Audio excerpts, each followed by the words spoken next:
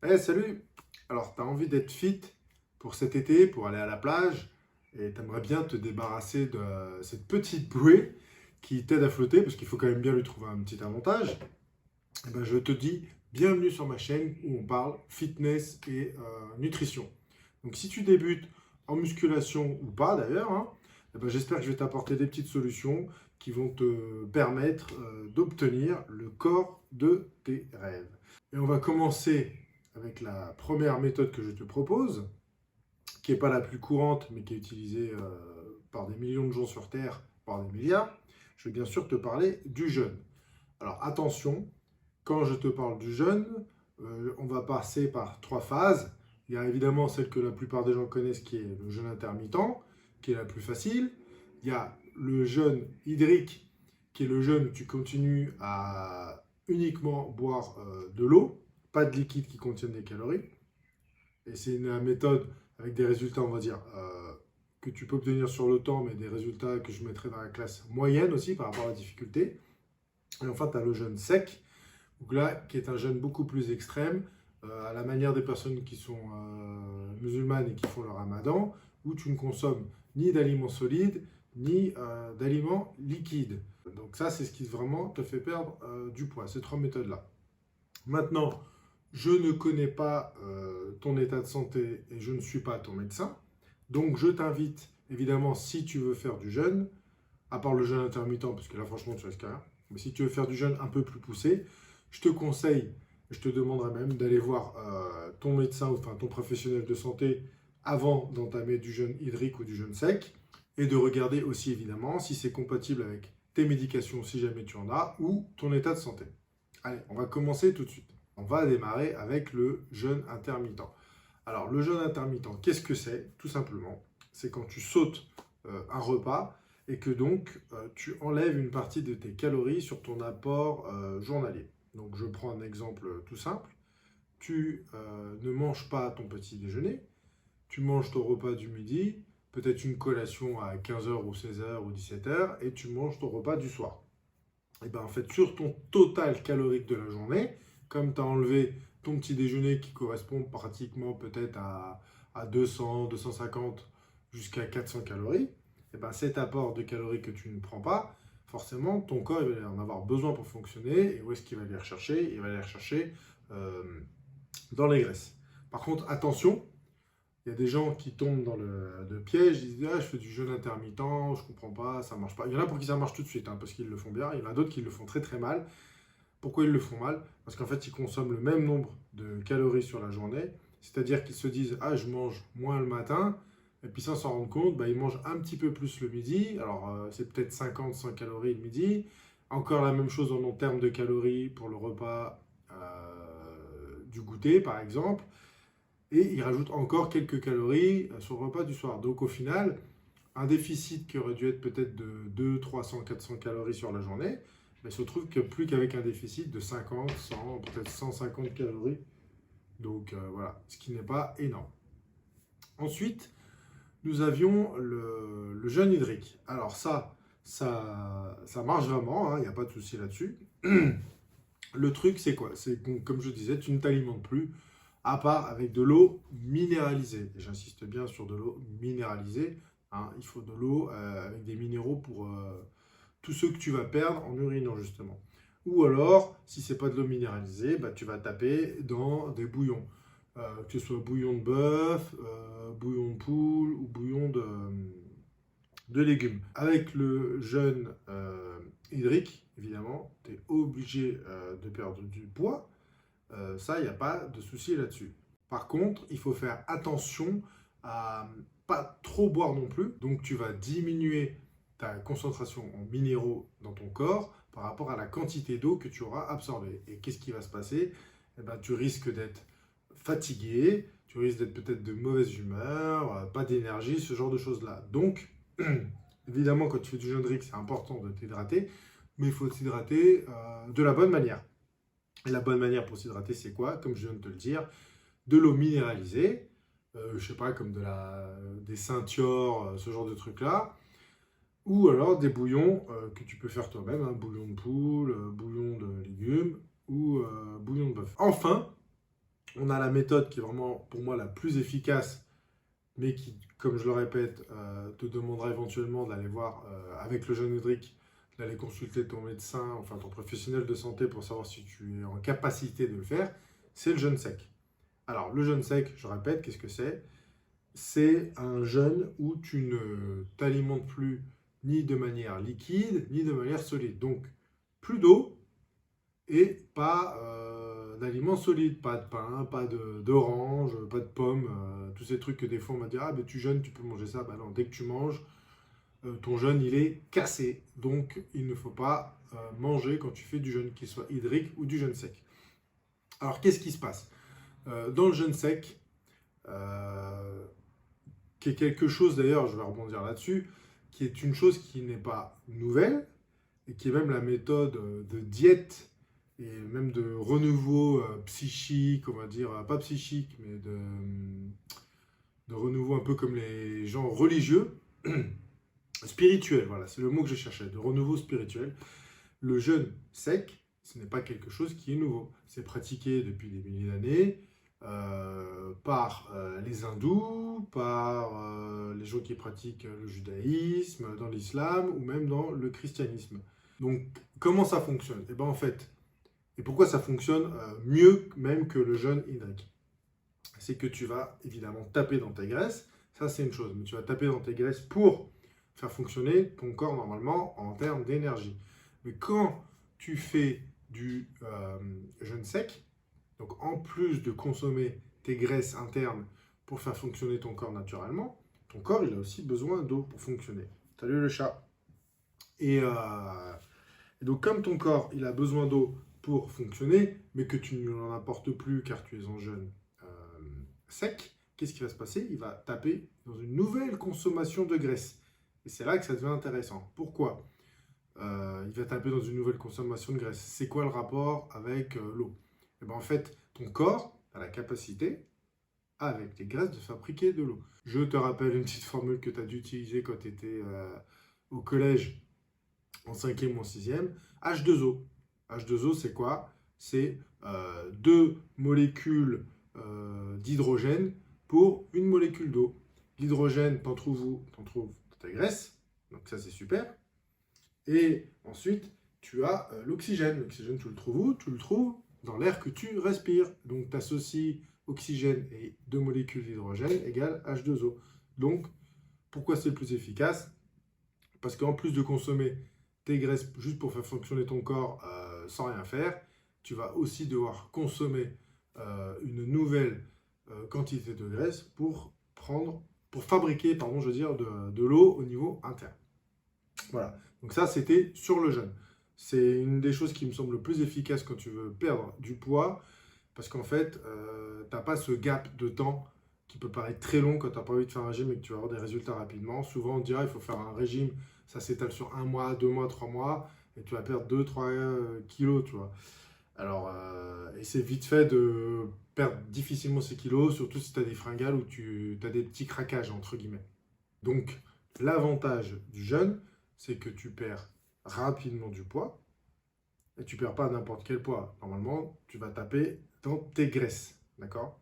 Et donc ça, c'est pas que de l'eau. Tu vas taper, certes, tu vas perdre de l'eau dans les 2 premiers jours, mais après, tu vas taper vraiment de la graisse, et 100% de la graisse. Alors que si tu fais un régime vraiment juste hypocalorique, où tu consommes moins de calories, bah, tu vas consommer beaucoup moins de graisse interne, parce que ton corps va se concentrer sur ce qu'il ingère.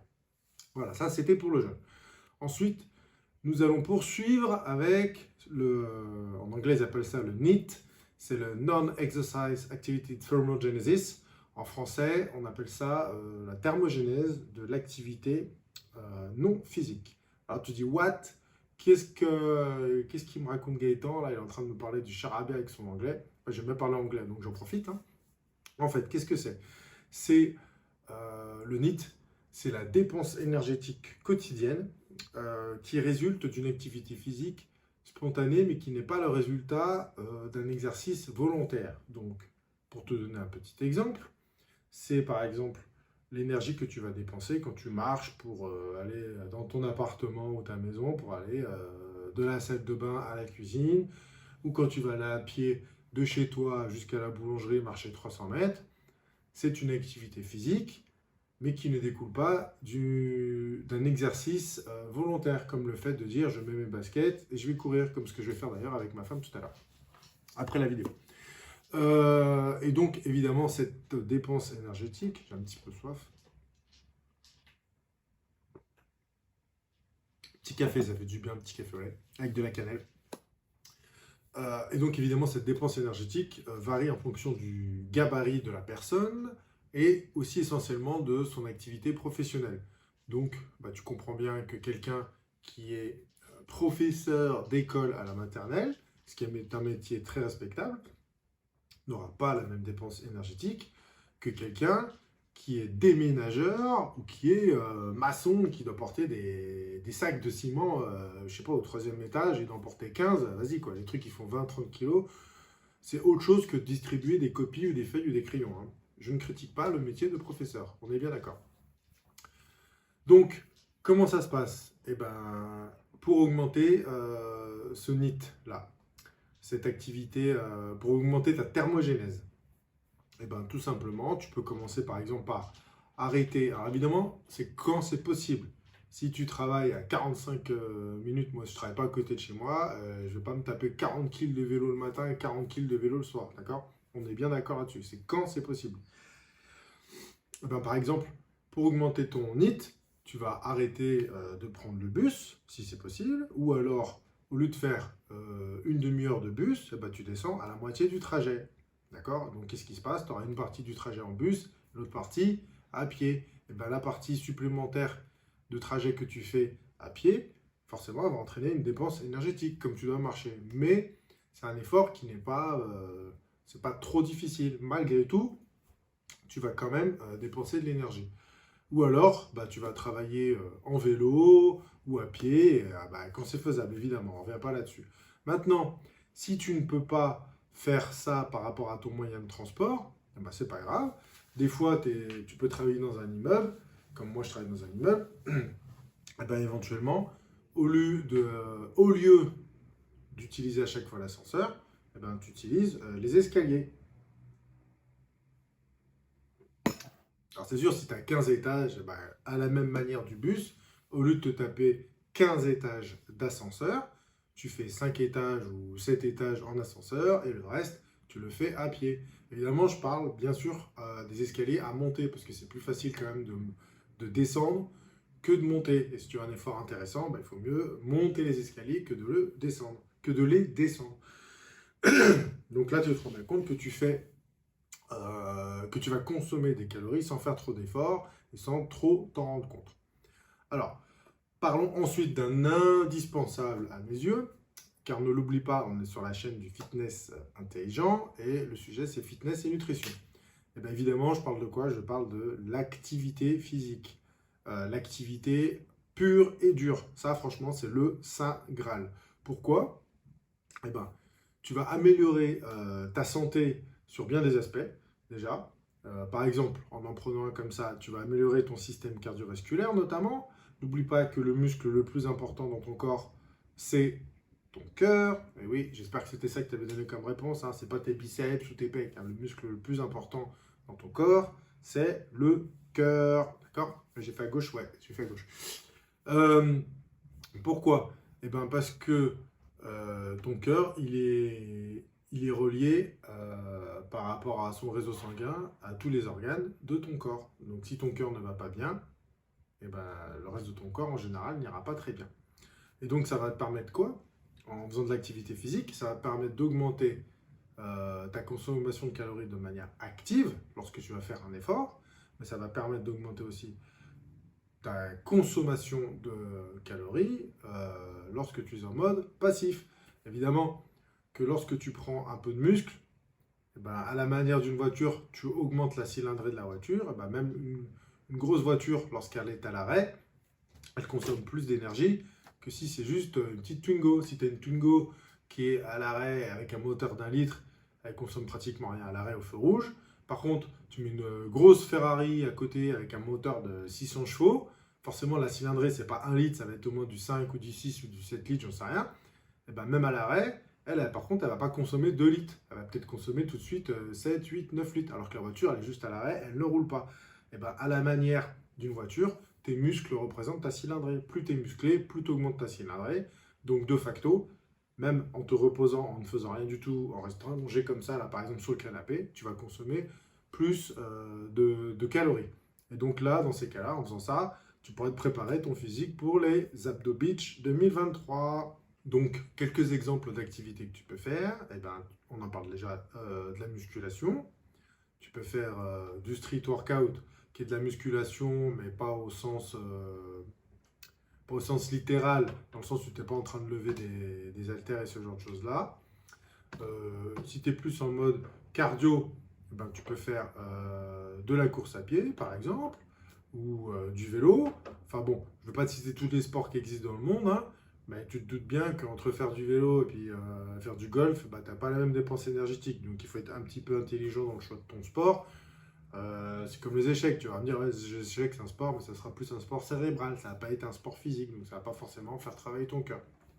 Donc ça, c'est à toi d'être intelligent là-dessus. Je ne veux pas choisir l'activité physique à ta place. C'est à toi et c'est important de prendre quelque chose qui te plaît. Pour continuer, on a une autre manière qui est relativement simple et qui pourrait s'apparenter au jeûne intermittent. C'est en fait la restriction calorique dans tes repas. Donc, tu vas diminuer tout simplement tes portions. Et en diminuant tes portions, c'est-à-dire le repas, le petit déjeuner, le repas du midi et puis le repas du soir, bah, tu enlèves 100 calories sur le petit déj, 100 calories sur le repas du midi et 100 calories sur le repas du soir. J'ai soif. Et ben sur ces 3 repas, si tu fais que 3 repas, tu as enlevé 100 calories à chaque fois. Tu as enlevé au final 300 calories sur ton total, sur ton global calorique de la journée. Donc ça, c'est assez intéressant, c'est assez facile à faire, hein, c'est pas super compliqué, c'est facile à incrémenter dans ta diète, franchement, il n'y a pas de problème avec ça. Maintenant, il n'y a rien de bien compliqué. Par contre, pour bien faire cette restriction calorique, il te faut un tracker de calories. Voilà. Moi, perso, j'utilise, pas tout le temps, mais j'utilise Fat Secret, ça s'appelle, mais tu en as d'autres, hein. Tu en as un qui est fait par Under Armour, je crois, ou un truc comme ça. Bon, je sais plus, bref, on s'en fout. Moi, j'utilise Fat Secret, pourquoi? Tout simplement parce que c'est en français dedans. Et si je prends une application américaine, j'en ai utilisé une autre avant qui est très bien, qui te donne les minéraux, les vitamines, qui s'appelle Chronometer d'ailleurs. Mais le problème, c'est qu'aux États-Unis, ils ne mangent pas la même chose que nous en France. Et donc, des fois, tu peux prendre des photos et scanner le code barre de ton aliment. Mais s'il n'est pas référencé, eh ben, tu dois le référencer manuellement, prendre une photo, rentrer les ingrédients, les glucides, voilà. Bon, moi, ça me gonfle. Donc, avec une application française, souvent, c'est les articles que je mange, bah, je mange comme tout le monde, hein, comme toi aussi. Eh ben, il y a déjà des gens qui ont pensé à remplir les articles que je vais consommer. Et évidemment, il te faut aussi une balance. Parce que si tu dis, bah, j'ai mangé une pomme, j'ai mangé un café latte au Starbucks, un machin et tout, eh ben, ça ne marche pas. Pourquoi? Eh ben, parce que tu ne pèses pas tes éléments. Quand tu vas moi, je vais à un casino faire mes courses, je peux très bien trouver des pommes qui vont être comme ça, et puis des pommes qui vont être beaucoup plus petites. Et bah, t'as beau écrire une pomme sur ton tracker de calories, bah, dans les deux cas, les deux pommes ne font pas la même taille. D'accord? Donc, comme elles ne font pas la même taille, elles ne pèsent pas le même poids. Et donc, si elles ne pèsent pas le même poids, elles n'ont pas le même apport calorique. Donc, c'est là où tu peux te faire avoir. Donc, ce qui est très important, restriction calorique, c'est facile à faire. Par contre, il faut être un petit peu carré là-dessus. Peser tes aliments et les traquer pour savoir bah, combien tu consommes de calories par jour. Et effectivement, bah, une fois par semaine ou toutes les 2 semaines, tu vas sur ta balance, tu montes dessus et tu te pèses. Et le matin à jeun, et tu te pèses et tu vois si au bout des 2 semaines, est-ce que j'ai pris du poids, est-ce que j'ai stabilisé ou est-ce que j'ai perdu du poids. Si ton but c'est stabiliser et que tu y arrives, bah, très bien. Si tu veux perdre du poids et que tu veux que tu perds du poids, c'est que tu es sur le bon chemin. Si par contre tu veux perdre du poids mais que tu prends du poids et que tu commences à gonfler, et bah, c'est que tu manges trop calorique et que ça se trouve, peut-être tu as l'impression d'avoir diminué les portions et tout, mais si tu manges un petit muffin comme ça se trouve, il est chargé en beurre, en sucre et tout ce qu'il faut, bah, ça va être super calorique. Donc il faut faire attention. Ça, c'est une autre méthode un peu originale, mais que je ne pratique pas, parce que moi, j'habite dans une région plutôt froide, j'habite dans les Alpes. C'est la technique de prendre des douches ou des bains glacés. Ah ouais, alors ça, c'est horrible, mais c'est efficace parce que ça stimule ton corps. Je peux te dire que quand tu restes 2-3 minutes ou même plus dans le glacé, ton corps il va se mettre à trembler. C'est un réflexe naturel. Pourquoi il va se mettre à trembler? C'est pour faire fonctionner tes muscles, pour commencer à créer de la chaleur. Et ben pour créer de la chaleur, ce qui marche le mieux sur ton corps, c'est les muscles. Les muscles, c'est comme un radiateur. Quelqu'un qui n'est pas musclé du tout et qui n'est pas gras, en plus, s'il n'a pas de chance, lui, il va avoir froid tout le temps. Mais quelqu'un qui est musclé mais qui n'est pas gras, même si la graisse protège comme un manteau par son épaisseur, à la manière d'une doudoune, protège du froid, ce qui produit de la chaleur dans le corps, c'est pas la graisse, ce sont les muscles, d'accord? Mais c'est pas la méthode que je préfère. Si à la limite tu veux t'orienter dans un truc, un milieu aquatique, et ben dans ce cas-là, je te dirais, va plutôt à la piscine. Tu vas nager à la piscine. Et là, tu vas brûler un maximum de calories. Surtout si tu nages comme moi. J'ai la réputation de nager comme un caillou, donc au fond de l'eau et en mode scaphandrier. Donc je nage, j'arrive à nager, mais moi quand je vais nager, mec, je peux te jurer que j'en crame des calories, mais de fou. Parce que mes jambes font comme ça derrière, ça me freine, et voilà. Bon bref, la natation, c'est super. Pourquoi c'est super? C'est parce que tu as la petite cerise sur le gâteau. Donc tu vas brûler des calories parce qu'elles vont servir à... Enfin, c'est les calories que tu vas brûler, pardon, pendant que tu fais ton effort. Mais cette petite cerise qu'on rajoute sur le gâteau, c'est qu'en plus de brûler des calories pour faire ton effort, ton corps va devoir brûler des calories pour te maintenir à une température adéquate. La température du corps, c'est entre 36 et 37 degrés 5. Et tu te rends bien compte que quand tu vas à la piscine, l'eau n'est jamais à cette température-là. Hein, on n'est pas à Phuket ou à Tahiti. Quand tu vas à la piscine, tu te les gèles. L'eau, ils disent qu'elle est chauffée, je sais pas quoi, à 25. L'eau, elle est à 18-19. Franchement, tu ne me fais pas croire que l'eau, elle est super chaude. Eh ben, c'est une manière double de brûler des calories. En faisant l'effort physique de nager, et parce que ton corps se bat pour te réchauffer, car il est dans un environnement qui est plus froid que la température qui lui convient. Une autre méthode, par contre, que j'affectionne particulièrement parce qu'elle a rapport avec la nourriture, eh ben, c'est de rajouter des épices dans tes plats. Les épices peuvent vraiment aider à augmenter ton métabolisme sans forcément faire d'efforts supplémentaires. Donc quand je parle d'épices, eh ben, par exemple, tu as le poivre noir, que moi j'en mange tout le temps. Tu as la capsaïne, c'est cette molécule, cette substance qui donne aux piments leur saveur piquante. Hein. Donc attention à la capsaïne, mais c'est très efficace. La moutarde, le curcuma, le gingembre, la cannelle, le cumin, j'en oublie sûrement. Voilà, toutes ces épices, franchement, tu peux les manger, il n'y a pas de problème. Donc ça a vraiment des propriétés qui peuvent augmenter ton métabolisme et t'aider à brûler des calories plus rapidement. Alors souvent, c'est des choses qu'on retrouve dans les brûleurs de graisse, d'accord? Alors après, brûleur de graisse, attention, hein, les gens ils pensent que parce que tu prends brûleur de graisse, ça brûle la graisse, c'est pas comme ça que ça marche. C'est juste que ça active ton métabolisme qui va consommer plus de graisse. Mais les brûleurs de graisse, des fois, c'est des pubs marketing un peu olé olé, là, un peu mensongère, j'ai envie de dire. C'est juste qu'en fait, tu vas te supplémenter avec des aliments qui vont aider ton corps à créer plus de chaleur. Et en créant plus de chaleur, ils vont mobiliser les graisses pour être utilisées comme énergie. Donc ça peut aider justement à accélérer ton métabolisme, à aussi réduire ton tissu adipeux.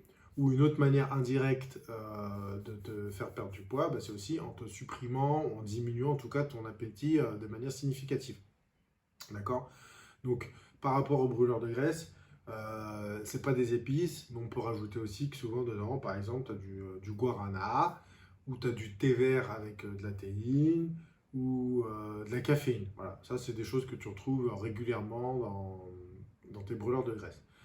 Alors, un point qui est vraiment très important, les gens n'y pensent pas, je ne sais pas pourquoi, mais c'est quelque chose qui est vraiment très, très, très, très, très important, je le répète, c'est de dormir. Tu vas me dire, mais comment ça, dormir comment ça se fait que en dormant, je vais perdre du poids? Explique-moi, Gaëtan, je ne comprends pas. Eh ben, c'est très simple. Le sommeil, c'est la meilleure manière et la plus simple pour ton corps de récupérer. On va faire très simple. Tu manques de sommeil, tu vas stresser ton corps. Quand tu vas stresser ton corps, tu vas augmenter le cortisol. Quand tu augmentes le cortisol, c'est un déclencheur parmi tant d'autres de l'insuline. Donc ton insuline monte. L'insuline, c'est quoi? C'est une hormone anabolisante, mais c'est aussi une hormone de stockage. Pas de stockage de n'importe quoi, de stockage de graisse. D'accord? Donc elle prend tout ce qui se traîne et vas-y, je stocke, quoi. J'ouvre les placards, je fous dedans, et voilà, quoi. C'est comme ça que ça marche. Donc, quand ton cortisol est élevé par rapport au fait que tu ne récupères pas assez car tu n'as pas tes heures de sommeil, tu ne dors pas correctement, ben, qu'est-ce qui se passe? C'est impossible, quasiment impossible pour ton corps de perdre du poids dans ces conditions. Donc vraiment, le sommeil, c'est quelque chose de vraiment très très très important, d'accord?